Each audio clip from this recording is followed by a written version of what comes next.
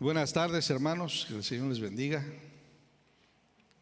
Bendigo, glorifico el nombre del Señor por cada uno de los que está aquí, también por los que están viendo por YouTube, pero más por los que están aquí, porque en verdad me gozo al estar aquí por la presencia del Señor. Dice su palabra que donde dos o tres se reúnen en su nombre, ahí está Él. Entonces yo estoy seguro que el Señor está aquí con nosotros. Pero algo que yo valoro muchísimo, disfruto muchísimo y extraño muchísimo cuando por alguna razón no puedo venir, es compartir tiempo con ustedes, con mis hermanos. Es una de las cosas que más valoro en esta vida, y gracias a Dios por estar aquí. Y pues bueno, esta tarde vamos a continuar. Tuvimos una pausita en la mañana, aunque no nos desconecta, pero vamos a continuar con la serie que comenzó hace 2 domingos, hace el domingo pasado, no 2 domingos, hace 2 sermones, pero fue el domingo pasado que comenzamos con esta serie. ¿Alguien se acuerda, además de Freddy, cómo se llama la historia? ¿Cómo se llama la serie? Historias que transforman. ¿Sí? Y bueno, son historias que transforman. Yo me quedé pensando conforme iba estudiando para el sermón, me puse a pensar, son historias que pueden transformar, porque no transforman nada más por escucharlas así de entra por un oído y sale por el otro y pum, ya me transformó. Transforman siempre y cuando nuestros corazones sean humildes y estén dispuestos, y nuestros oídos estén atentos para escuchar la palabra de Dios, que es la que puede romper nuestros paradigmas, cambiar nuestros prejuicios, nos puede hacer ver dónde tenemos oportunidad todavía de hacer las cosas mejor. Y eso es lo que puede transformar nuestras vidas. En particular, las parábolas que son base de esta serie, como anunciaron los pastores el domingo pasado, son relatos que se pueden apreciar como obras literarias por su belleza literaria, y podemos quedarnos así en la superficie hablando, qué bonito relato, y qué bonita historia, qué creativo el que la escribió. O podemos, con la ayuda del Espíritu Santo, pedir a Dios que nos ayude a entender las verdades que están dentro de ellas y que nuestro Señor quiso compartir con nosotros. Él las quiso compartir con nosotros. Entonces, ¿les parece bien que oremos para que el Espíritu Santo nos ayude a ver qué tiene el Señor para cada uno de nosotros en esta tarde? Padre nuestro, te damos infinitas gracias, Señor, por esta hermosa oportunidad de estar aquí en tu casa. Te agradecemos tanto, Señor, porque pusiste el ánimo en nosotros y nos moviste para estar aquí y escucharte. Gracias, Señor, por los que están en sus hogares. Algunos tal vez por salud, Señor, no pudieron estar aquí, pero su corazón está aquí. Y estamos unidos a través de tu Espíritu Santo. Gracias, Señor, por eso.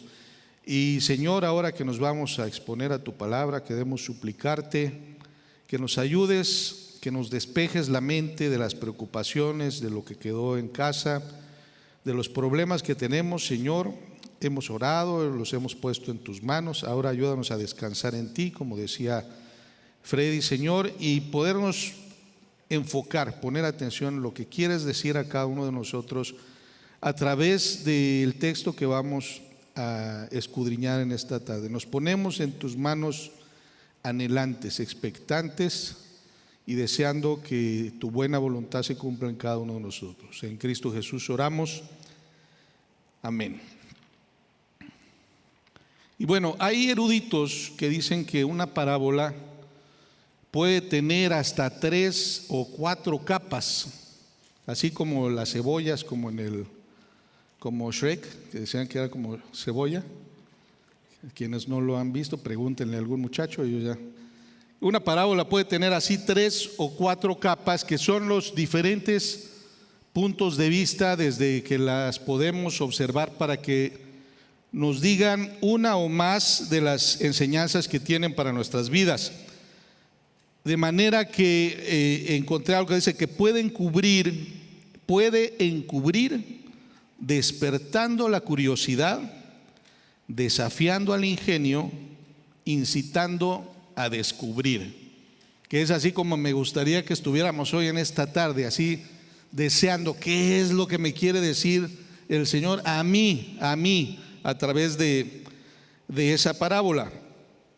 Algún comentarista también nos invita, nos propone a que no tratemos de encontrar en una parábola una verdad general, que de aplicación general, sino que, una vez más, insisto, buscar lo que el Señor me quiere decir a mí. Y van a ver más adelante por qué estoy insistiendo en esto. Y vamos a enfocarnos, el texto de esta tarde es la parábola del trigo y la cizaña que encontramos en Mateo, en el capítulo 13, en los versos del 24 al 30, y que Dios nos ayude a discernir qué es lo que tiene para nosotros hoy. Los que tengan su Biblia, o me imagino que ya está por ahí, Mateo 13, 24 al 30. ¿Ya están listos? Ya. Les pido que escuchen con atención, usen su imaginación. Está hablando Jesús y dice: les refirió otra parábola diciendo: el reino de los cielos es semejante a un hombre que sembró buena semilla en su campo. Pero mientras dormían los hombres, vino su enemigo y sembró cizaña entre el trigo y se fue. Miren qué tipo. Y cuando salió la hierba y dio fruto, entonces apareció también la cizaña. Vinieron entonces los siervos del padre de familia y le dijeron: Señor, ¿no sembraste buena semilla en tu campo? ¿De dónde pues tienes cizaña? Él les dijo: un enemigo ha hecho esto. Y los siervos le dijeron: ¿quieres pues que vayamos y la arranquemos? Él les dijo: no sea que al arrancar la cizaña arranquéis también con ella el trigo. Dejad crecer juntamente lo uno y lo otro hasta la siega. Y al tiempo de la siega, yo diré a los segadores: recoger primero la cizaña y atadla en manojos para quemarla, pero recoged el trigo en mi granero. Esta parábola es, yo creo, no solo se lee entre los cristianos, es de uso común. Hasta esto de que estás metiendo cizaña es algo que se dice en cualquier contexto. Es una parábola que ha llegado a diferentes contextos, pero vamos a verlo en su cuadro más pleno. Esta parábola forma parte del tercer discurso que encontramos en Mateo. Mateo dividió su evangelio en 5 partes. Hay quienes dicen que tratando de emular al Pentateuco, Mateo buscaba presentar a Jesús como el verdadero Mesías, incluso superior a Moisés. Entonces él hace esta estructura, y dentro de estructura encontramos este discurso que contiene 7 parábolas. Es un discurso que no se da de corrido, a diferencia del Sermón del Monte, que está antes. Este lo encontramos que se parte en 2 partes, porque las primeras 4 parábolas las expone de manera pública. Él había salido de la casa donde estaba y la gente lo siguió, y para que no se quedaran con hambre se subió en un barquito para que lo pudieran ver todos y oír todos. Y ahí dice 4 parábolas. Después de eso se baja del barquito y se vuelve a meter a la casa donde estaba, y ahí les dice otras 3 parábolas. Ya en privado a sus más allegados platican algunas otras cosas. Y somos muy afortunados de que uno de esos allegados se haya animado a escribir lo que les dijo allá adentro, si no nos hubiéramos quedado nada más con la primera parte. Y lo que les dice ahí adentro es que les explica la parábola a petición de ellos. Lo vamos a ver en los versos 36 al 43, pero más adelante, ahorita no se adelanten, no se vayan a adelantar. Vamos a llegar ahí, lo vamos a leer, pero más adelantito. Y ahí el Señor nos va a dar más luz de lo que estamos hablando. El tema de estas 7 parábolas es el reinado de Dios o el reino de los cielos. Cada una de estas parábolas empieza así, pero es el reino de los cielos no como una simple teoría. No nos habla del reino de los cielos como un concepto estructurado, sino como algo en lo que Dios espera que nosotros respondamos. Las parábolas, cada una de ellas requieren una respuesta de nosotros, y esta que estamos leyendo no es la excepción. Requiere una respuesta específica que nosotros nos podemos negar a dar y nos podemos negar a entender. Aunque entendamos, podemos negarnos, como estaba pasando aquí. Es una de las razones por las que el Señor les está hablando en parábolas. De hecho, sus discípulos le preguntaron: ¿por qué les estás hablando con puras parábolas? Justo antes de esto, en Mateo 12, hace poquito me tocó predicar, y es providencial.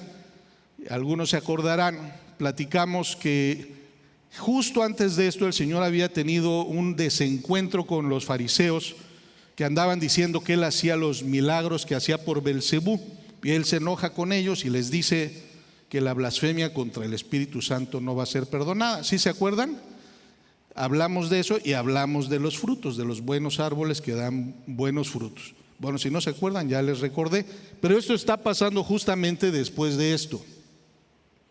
Y entonces el Señor les dice: les estoy hablando en parábolas para que entiendan los que quieren entender, y que el que no quiera entender no entienda.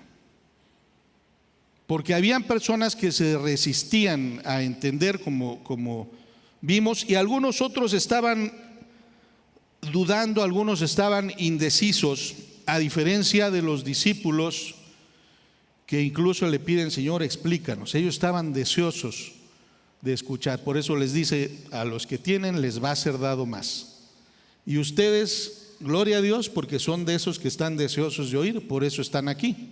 Y entonces, en el nombre de Jesús, que sus promesas sean cumplidas y ustedes reciban más. Y nuestra parábola se encuentra justamente después de la parábola del sembrador, que, si ustedes recuerdan, es una parábola donde nos habla de diferentes tipos de oidores de la palabra y cómo reaccionan estos diferentes tipos de oidores. Y esperemos que ustedes son de los que caen la semilla en buena tierra. Comencemos entonces por observar que nuestra parábola nos está diciendo, al igual que las otras 7 parábolas de esta colección, que nos va a decir algo de cómo es el reino de los cielos. Nos va a anticipar cómo es el reino de los cielos. Si ustedes recuerdan, y que es un énfasis que hace Mateo también, hablar mucho del reino de los cielos, cuando nuestro Señor Jesús comienza su ministerio, las primeras palabras que vemos que se plasman en el Evangelio, es decir, y Jesús comenzó a predicar: arrepiéntanse porque el reino de los cielos se ha acercado. Y empezó a predicar: el reino de los cielos se ha acercado. Y predicaba que el reino de los cielos se ha acercado. Y qué maravilla y qué bendición, porque Jesús estaba hablando de sí mismo. Cuando decía que el reino de los cielos se había acercado, es porque Él se había acercado. El reino de los cielos se acercó a nosotros cuando Jesús vino a nacer a este mundo como un pequeño niño, de manera humilde. Acabamos de celebrar Navidad hace no mucho, y ahí es cuando se nos acercó el reino de los cielos, porque Él vino a traernos salvación y vida, y vino a predicarnos las palabras del reino, el evangelio del reino. Y así es como se nos acercó el reino de los cielos. y se nos queda a veces a nosotros difícil entender y hacemos conceptos de qué es esto del reino de los cielos, y a veces nos imaginamos que es ya cuando estemos allá en la vida eterna, donde dice que no va a haber más llanto, ni más tristeza, ni más dolor, y que va a ser todo perfecto. Y no, eso va a ser la plenitud del reino de los cielos, cuando todas las cosas sean cumplidas. Pero el reino de los cielos ya lo estamos experimentando, y si no lo experimentamos más, es tal vez porque nosotros no hacemos todas las cosas que Dios quiere que hagamos, que Jesús nos encomendó que hagamos, para que todo el mundo perciba que el reino de los cielos se ha acercado. Y entonces, no malentendamos que este acercamiento del reino de los cielos es que ya vamos a vivir en un mundo ideal, un mundo donde ya no hay violencia, ya no hay dolor, ya no hay pobreza, ya no hay problemas, ya no hay inseguridad. Jesús nunca lo dijo así. Al contrario, Él nos dijo y nos aseguró: en el mundo tendréis aflicción, pero no temáis, porque yo he vencido al mundo. ¿Sí? Prometió que iba a estar con nosotros todos los días, y estoy seguro que lo ha cumplido en la vida de cada uno de ustedes. Y lo anuncia ahí, lo anuncia en una parábola como esta. Y nos dice cómo los cristianos debemos conducirnos en este reino. Hasta aquí, hasta este punto, hasta lo que hemos leído de nuestra parábola, podemos ver que precisamente las cosas no van a ser siempre color de rosa, que los cristianos no vamos a estar entre algodones. Lo podemos percibir desde ahorita. Aparentemente, con lo que hemos leído, las cosas no han salido como este varón que sembró la buena semilla quería. Podríamos pensar que él esperaba que iba a haber puro trigo, ¿no? Pero hay un enemigo activo que parece que no tuviera otra cosa mejor que hacer que buscar echar a perder las buenas obras del que siembra la buena semilla. Y entonces el resultado de esta mala obra es que ahora los buenos frutos, el trigo, tienen que convivir con la cizaña. Tiene que convivir con la cizaña. Qué mal, ¿no? Y sin embargo, el hombre que sembró la buena semilla, cuando vienen asustados sus siervos que le dicen: oye, hasta lo cuestionan, pues ¿qué no sembraste buena semilla? Pues ya les dice: no, un enemigo hizo esto. Pero ni se aflige, no se preocupa, no toma decisiones rápidas como algunos de nosotros. Cuando las cosas empiezan a salir medio diferente a como las planeábamos, tomamos decisiones arrebatadas que a veces empeoran las cosas, o en muchas ocasiones empeoran las cosas. Este varón no, este varón muy templado los instruye a esperar al tiempo de la siega. Les dice: déjenlos que convivan así. El tiempo de la siega, que ya está definido, no está por definirse. Y entre tanto, el trigo va a tener que aprender a vivir con la cizaña que está a su alrededor. ¿Y qué nos dice esto? Porque muchas veces nosotros quisiéramos vivir ya en unas condiciones así, pero esto nos dice que la voluntad de Dios no es así. Recuerdo que de los primeros sermones que predicó el pastor Picabea, cuando recién vinieron,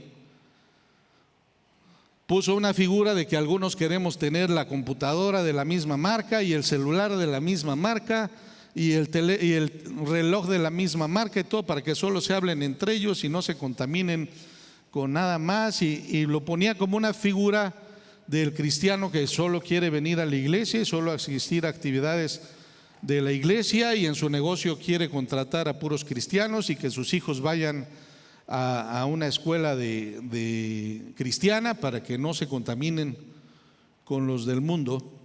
Y esto nos dice que la voluntad de Dios no es así. Déjenlos que convivan. Y estoy seguro que la voluntad de Dios para que convivamos es para que seamos influencia,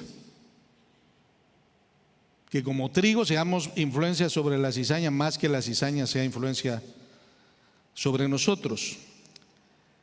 Por otra parte, algunos estamos anhelando que ya todos los problemas sociales que experimentamos, que ya se terminen, y tenemos nuestras esperanzas puestas en los gobernantes. Ahora que Claudia Sheinbaum ganó la elección, escuché cantidad de comentarios positivos de las grandes expectativas que se tienen de que ella pueda hacer un buen gobierno y que cambien las cosas y que mejore la economía y la seguridad, etcétera. Y honestamente yo también tengo algunas expectativas. Yo dije, no va a querer fallar. Dije, esta mujer no va a querer fallar. Espero que no nos equivoquemos ninguno. Pero también ahora que estaba Trump en la campaña y diciendo que iba a arrasar con los cárteles y casi iba a entrar a México y que va a usar el ejército y todos, y algunos emocionados esperando que ahora y mañana toma posesión, así es que algunos ya casi sienten que mañana cambia se acabó la inseguridad en México, ¿no? Están expectantes. Pero ¿qué tanto estamos haciendo algo nosotros? ¿Qué tanto estamos haciendo el trigo, los hijos del reino, para que los que están a nuestro alrededor sientan un cambio? Sientan que el reino de los cielos se ha acercado, en lugar de estar esperando nosotros recibir el beneficio. Estamos conviviendo el trigo y la cizaña, es una realidad. ¿Qué tanto nosotros estamos siendo influencia con las personas que están a nuestro alrededor? Y entonces, esta parábola que estamos analizando nos dice que lo que vamos a experimentar como reino de los cielos que se ha acercado aún no es todo perfección. Porque el enemigo que sembró la mala semilla sigue haciendo su labor de robar, matar y destruir. Él no se va a parar hasta el fin de todas las cosas y va a seguir sembrando semilla mala donde Jesucristo y donde su iglesia siembren semilla buena. Lo va a seguir haciendo. Tenemos que estar conscientes porque el campo es fértil y ahí tendremos que convivir y crecer, aunque no necesariamente en armonía y no necesariamente sin consecuencias. Estas parábolas agrícolas, así las identifico, tal vez para sus primeros oidores eran un poquito más familiares, porque eran personas que trabajaban en el campo, eran pescadores, y tal vez para nosotros sea necesario hacer algunas pequeñas precisiones para que podamos entender un poquito más qué es lo que pasa también entre esta convivencia entre unas plantitas y otras. Algunos de los que están aquí sé que han trabajado en el campo, como mi hermano Lupe León, entonces él sí sabe de estas cosas, ¿no?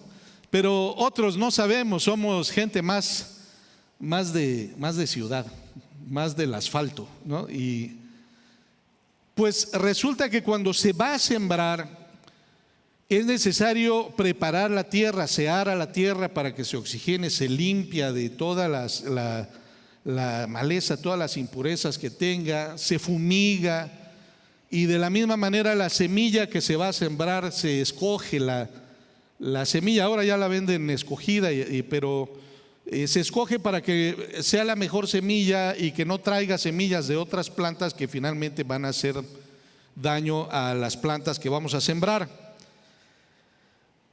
Porque cuando no se hace esto y brotan otras plantas, el monte como le llamamos, consume parte de los nutrientes de la tierra y entonces ya no deja que la planta que nosotros deseábamos que naciera, creciera y fructificara, crezca de la misma manera. Pero a veces el mismo monte es tan agresivo que no solo no permite que crezca bien, sino que mata las plantas buenas. A veces echan a perder las cosechas. Y entonces uno podría decir, bueno, ¿y por qué no tomar acción? Si ya vieron que salió la cizaña, no vaya a pasar algo ahí. Algunos dicen que este hombre que sembró la buena semilla, que dice, no vaya a ser que por arrancar unas lastimen a las otras. Algunos dicen que porque el trigo y la cizaña se parecen mucho y es difícil identificarlos. Pero por ahí leyendo mis comentarios, no falta como siempre otros que dicen, no se parecen, sino que por la violencia al arrancar las plantas podría lastimar las plantas buenas. Y sin embargo yo estoy seguro que ni una ni otra es la razón para que el Señor instruyera que esto se detuviera. La razón de la espera para el corte es solo una, porque Dios es quien tiene definido el tiempo para ello.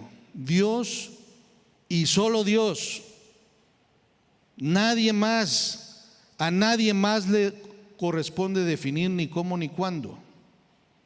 No sé si ustedes recuerden cuando los discípulos se acercan a Jesús y les dicen, ¿cuándo va a ser el fin de las cosas? Y Él les dice, ni yo lo sé, solo el Padre.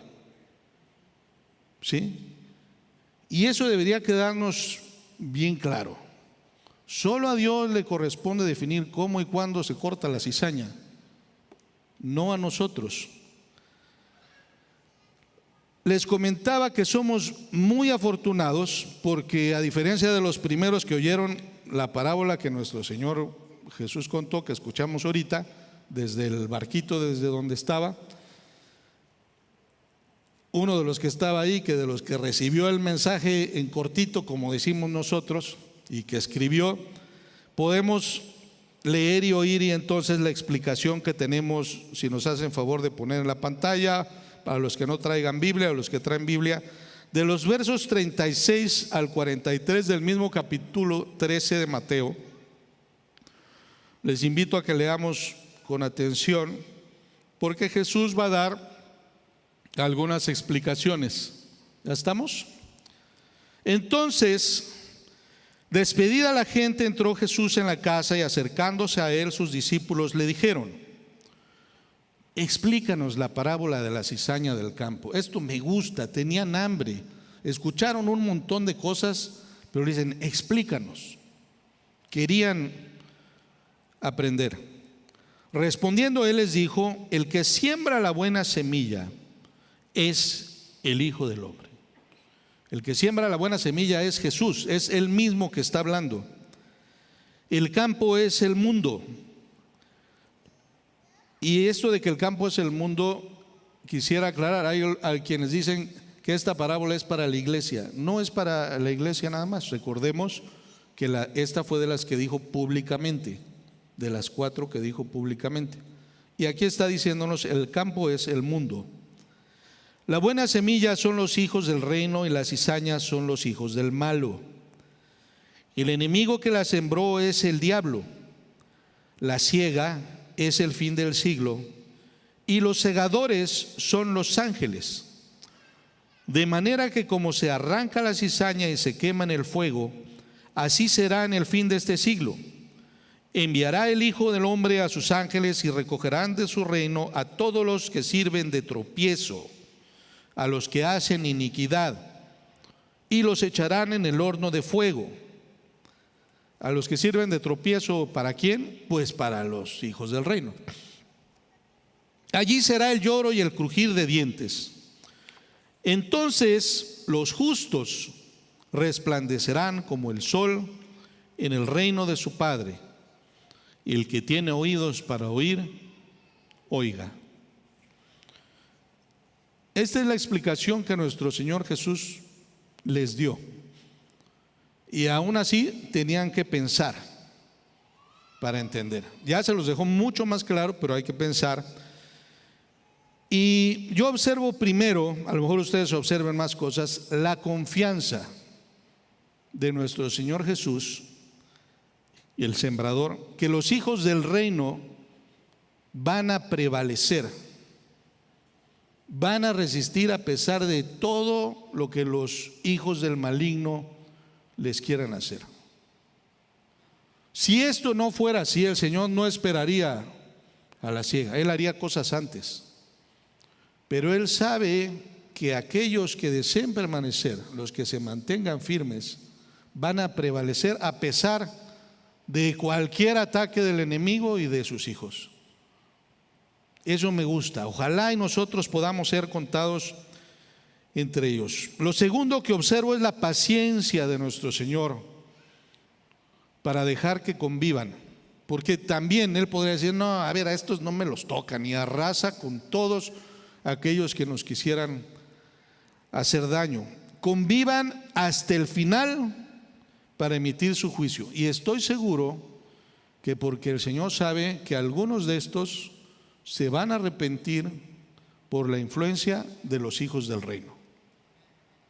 Es oportunidad para que los hijos del maligno puedan arrepentirse y volverse hijos del reino. Y a lo mejor algunos de nosotros consideramos, no, eso no es posible. La cizaña no se puede convertir en trigo. Me consta que sí. Conozco personas terribles que el Señor ha alcanzado y ha transformado sus vidas para su honra y para su gloria, y que hoy le sirven y que hoy hasta predican. Y hoy algunos son pastores. ¿Qué nos toca a nosotros? Esto es lo que Dios hace. Tiene confianza y tiene paciencia. Pero ¿qué nos toca a nosotros? Por principio de cuentas, nos debería quedar claro que a nosotros no nos toca ser jueces, y tampoco decidimos cuándo y cómo hacer justicia. Pero cómo nos cuesta trabajo resistir la tentación de emitir juicios. Como estábamos hablando de trigo y cizaña, yo le aseguro que más de uno por ahí ya pensó, no, este es trigo, no, este es cizaña, hasta con nombre y apellido. ¿Sí? Ojalá y no sea ninguno de ustedes, ¿no? Ya nos ganó la tentación, trigo, cizaña, trigo, cizaña, trigo, cizaña, trigo, cizaña, trigo, cizaña. Trigo, mejor, ¿no? Puro trigo. ¿Sí? Y entonces vemos que en la explicación de Jesús es Él quien cuando venga, Él y nadie más que Él, que va a emitir el juicio, y son sus ángeles los que van a aplicar la justicia. Por otra parte, yo los animo a que sigamos pensando, ¿qué me quiere decir Dios a mí con esto? ¿Qué me quiere decir Dios a mí?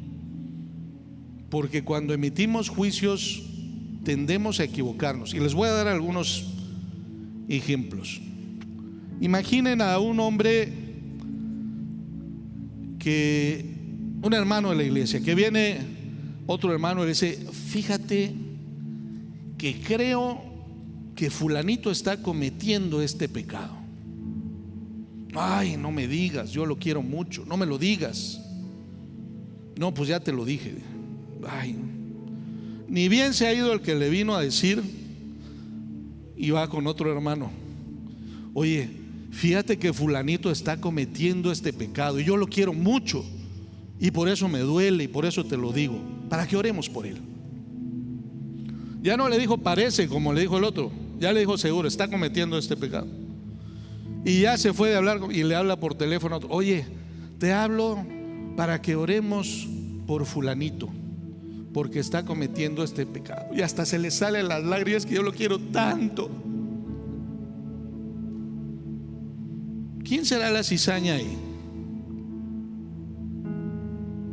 el que vino primero con el chisme, el que lo anda regando, el que tal vez está viviendo en pecado. ¿Quién será la cizaña? Les doy otro ejemplo. Alguien que tiene una responsabilidad, que tiene autoridad y le está mal usando y tiene oprimiendo a las personas que están a su cargo, a las que debería de cuidar, los está oprimiendo, está abusando, y de repente los oprimidos ya no aguantan más y se rebelan. Y se rebelan y comienzan a hacer toda clase de actos y atropellos. Y obviamente el que los tenía sometidos dice: cizaña, ¿no? Y los que estaban oprimidos dicen cizaña, pero también andan haciendo todo tipo de atropellos. ¿Quién será la cizaña ahí?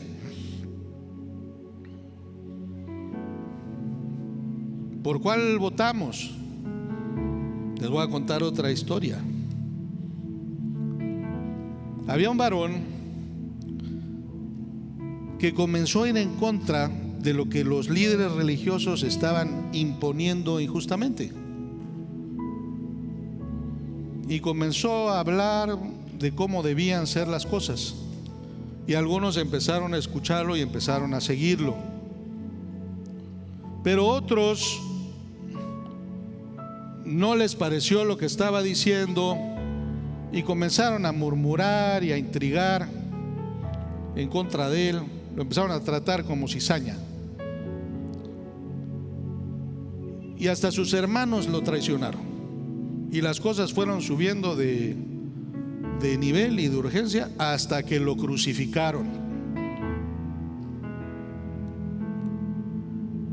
Sí saben de quién estoy hablando, me imagino, ¿no? Por él estamos aquí nosotros reunidos. Lo terminaron crucificando. Con estos ejemplos no pretendo enseñarles a hacer mejores juicios, a poner más atención para emitir un juicio más certero. No, de ninguna manera. Lo que intento es hacerles notar que no todo lo que parece es, y no todo es lo que parece. Y entonces no nos toca, nos detengamos antes de emitir juicio de quién es trigo y quién es cizaña.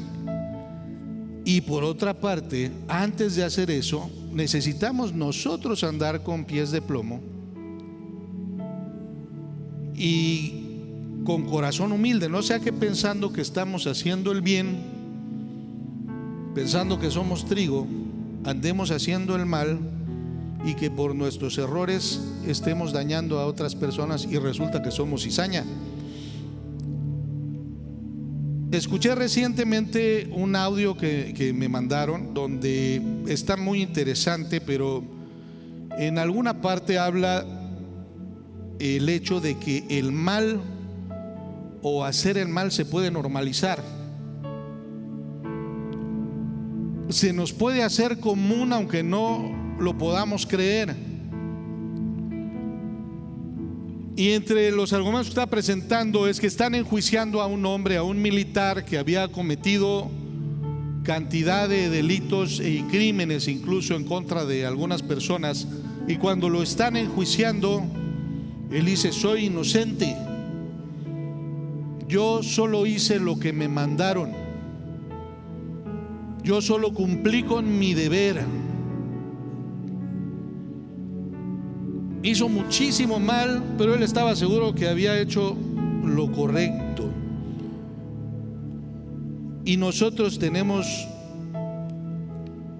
que detenernos un poquito, porque no hay nada que pueda justificar que nosotros le hagamos mal ni a nuestros hermanos de la iglesia, ni a nuestra familia, ni a nuestros compañeros de trabajo, ni absolutamente, no hay nada que justifique que nosotros le hagamos daño a nadie. Y entonces tenemos que ser cuidadosos en nuestro pensar, en nuestro hablar, en nuestro actuar con las personas con las que convivimos, de manera que estemos seguros, absolutamente seguros, que no seamos tropiezos sino bendición para ellos. Porque tenemos que considerar la conclusión de esta parábola. Si ven el final de la parábola, está hablando del tiempo final, que va a haber un juicio, que sí va a haber un juicio y que va a haber justicia, y que nuestro Señor Jesús al final va a señalar quiénes son la cizaña y quiénes son el trigo. No sea que nos toque a nosotros y nos sorprenda y nos diga: oye, pero ¿por qué? Porque cuando hiciste esto lastimaste a estos. Pero yo estaba haciendo lo que creí que era. No, lo creíste, pero no es lo que yo te dije. No pensaste, los lastimaste. Por eso insisto, deja de fijarte en los demás y céntrate en ti. Deja de pensar en los demás. Piensa 2 veces las cosas antes de decirlas, para que estés seguro de que de lo que salga de tu boca será de edificación y de bendición para los que te escuchan. Asegúrate que tus acciones no buscan tu beneficio personal y exclusivo, aún pasando por encima de quien sea, aún sin pasar por encima de ninguno, de ni uno. Más bien, asegúrate de que tus acciones benefician y bendicen a los demás, y que como consecuencia te bendicen a ti. Asegúrate que no eres cizaña. Y termino diciendo, citando lo que nuestro Señor Jesús concluye: el que tiene oídos para oír, que oiga. Y como decimos aquí, y el que no, que no. Que Dios les bendiga. Todavía no terminamos, pero los animo a que se vayan pensando en estas cosas.